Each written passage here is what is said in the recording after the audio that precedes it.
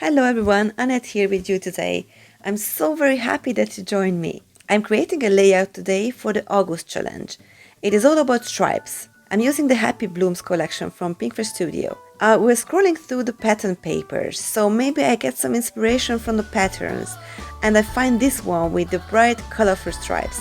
Well, it is obvious that it fits the theme, but I want to make something that is not so obvious.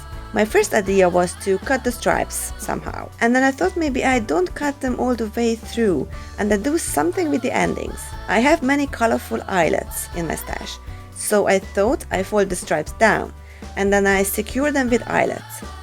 First I use a craft knife to cut the stripes, but then I switched to a big scissor as it is much more easier. Of course I didn't know first whether this idea would work out, so I folded the stripes down to see how it would look. I think it looks fun, so I went ahead and cut all the stripes. I folded only the colored ones, the white stays flat. I always have some printed photos ready, and many times I find a suitable one for a layout idea. I'm choosing the one with my mother and my son. The theme fits the Happy Blooms collection well, as there is a lot of sentiments with growing plants and fruits. On the photo you can see a happy moment during the grape harvest a couple of years ago. It is also great that the photo is black and white, as the background is colorful enough. Now let's try if my idea with the eyelets work. I fold the paper and secure it with a pink eyelet using a crocodile. Well, I think it is fun, so I go ahead and create the folded stripes and I secure it temporarily with a tiny bit of glue. The layout would have been great only with a couple of folded stripes, but I really wanted to see how it looks if I fold them all. Don't worry, I won't make you watch the whole process, me folding and punching, it will be a bit boring. So let's jump to the place where I show you the finished product. I love it, it would look great as it is on the wall as a modern art piece. Off camera, I went ahead and put some foam tape on the white stripes because I want them to raise above the background, creating dimension and lovely shadows.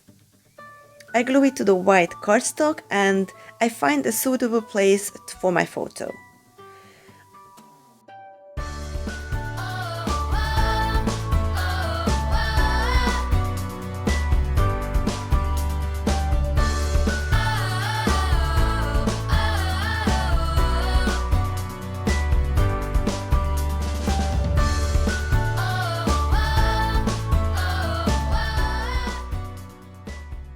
Of course, I raised my photo with foam tape as well.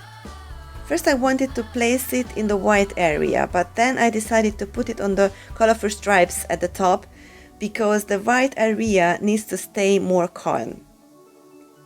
I love the gorgeous colors and embellishments in this kit, but I don't want to embellish a lot as my background is really dominant, and well, at the end I used much more cute stickers as planned, but I really hope I didn't get too busy.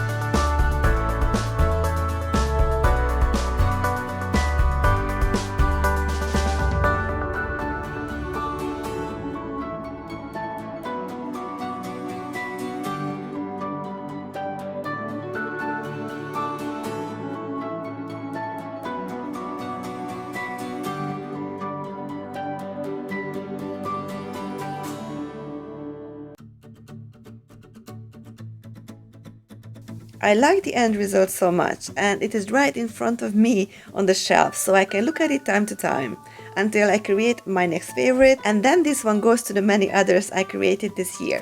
Let me know if you would like to see a flip through of my favorite layouts created for Pinkfresh Studio. Do you like this kind of videos? Anyway, thank you so much for watching my video, and I really hope you join me next time too. I'm looking forward to seeing your entries to the Stripes challenge. See you soon. Bye bye.